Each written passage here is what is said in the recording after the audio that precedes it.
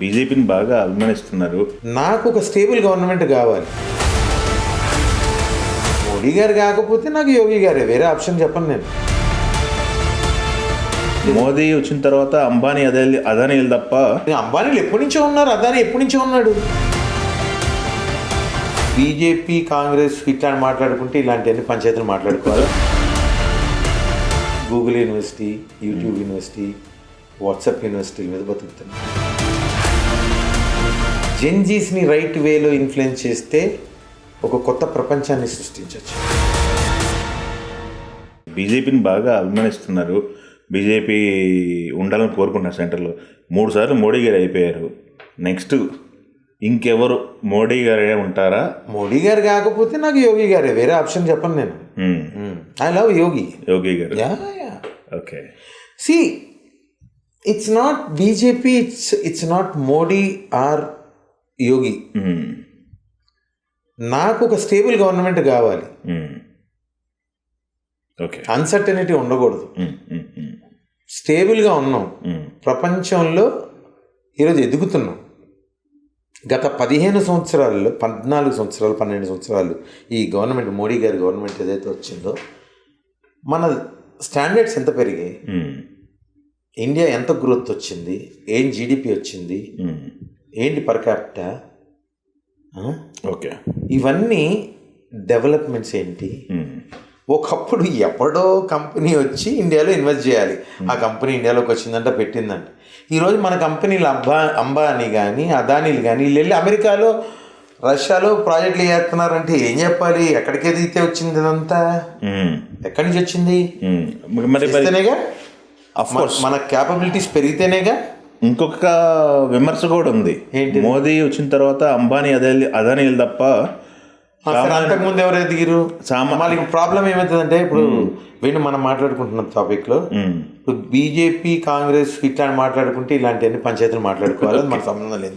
Okay, subject నాకు అనవసరం భయ్యా. ఓకే, ఓన్లీ అంబానీలు ఎదిగారు, వీళ్ళు ఎదిగారు. అంబానీలు ఎప్పటి నుంచో ఉన్నారు, అదానీ ఎప్పటి నుంచో ఉన్నాడు. నీకు ఇప్పుడు ఫోకస్లో కనిపిస్తున్నారు, అన్ని చోట్ల ఇన్వెస్ట్లు చేస్తారు కాబట్టి. ఓకే, లేరా ఇంతకుముందు? లేరా? ఉన్నారుగా, ఎదిగిరుగా. ఓకే, 70 ఏళ్ళ భారతదేశంలో చాలామంది వచ్చిరుగా.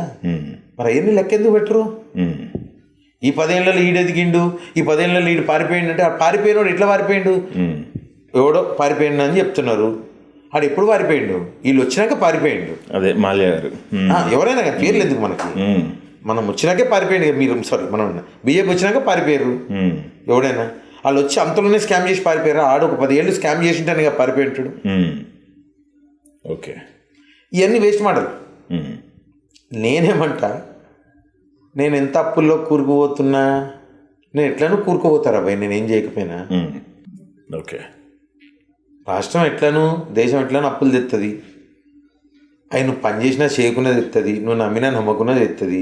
నువ్వు నమ్మకపోతే ఇంకొకడు నమ్ముతాడు, ఇంకోటి ఓటేస్తాడు, ఇంకోటి తింటాడు. నేను డబ్బులు తీసుకొని పోయి నువ్వు తీసుకొని ఓటేసినావు, నీలాంటి వాళ్ళు 10 మంది వేస్తేనే గెలిచిరు. ఎట్లను గెలుపు అనేది తథ్యము, నువ్వు గెలవడం అనేది. మరి అప్పుడు నేనేం పీకాలి? ఓకే, అంతే కదా. కాకపోతే లేదు, చేంజెస్ వస్తుంది. చేంజ్ ఎక్కడి నుంచి మొదలవుతుంది అంటే జెన్జీస్లో నుంచి. జెన్జీస్లో డబ్బులు కాదు, ఈ యూత్ ఏదైతే ఉందో ఈ యూత్ అంతా డబ్బుల మీద చూసేవాళ్ళు కాదు, వాళ్ళని ఇన్ఫ్లుయెన్స్ చేసేవాడు కావాలి. జెన్జీస్ని రైట్ వేలో ఇన్ఫ్లుయెన్స్ చేస్తే ఒక కొత్త ప్రపంచాన్ని సృష్టించవచ్చు. ఓకే, ఆ డ్రైవ్ చేసేవాడు సరైనవాడు ఉండాలి. అర్థమైందా? ఓకే,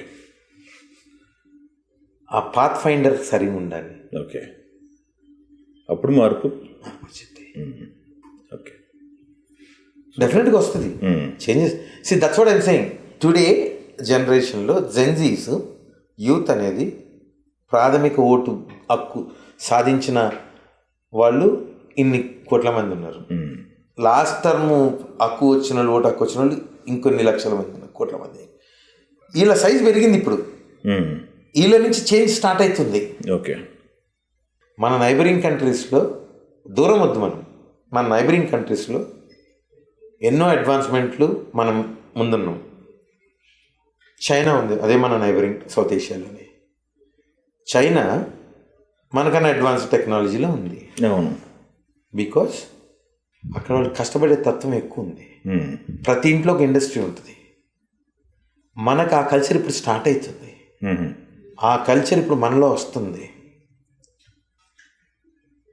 కాబట్టి ఈరోజు డిజిటల్ పేమెంట్లు కానీ, మన కూరగాయలు అమ్మేటోడు కూడా పెడుతుండు, మటన్ కొట్టేటోడు కూడా పెడుతుండు స్లోగా.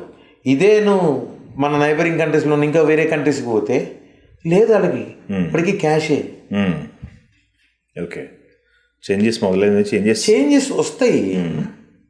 ఓకే. దరిద్రం ఏంటంటే మనం ఇంకా Google university, YouTube university, WhatsApp యూనివర్సిటీల మీద బతుకుతున్నాం.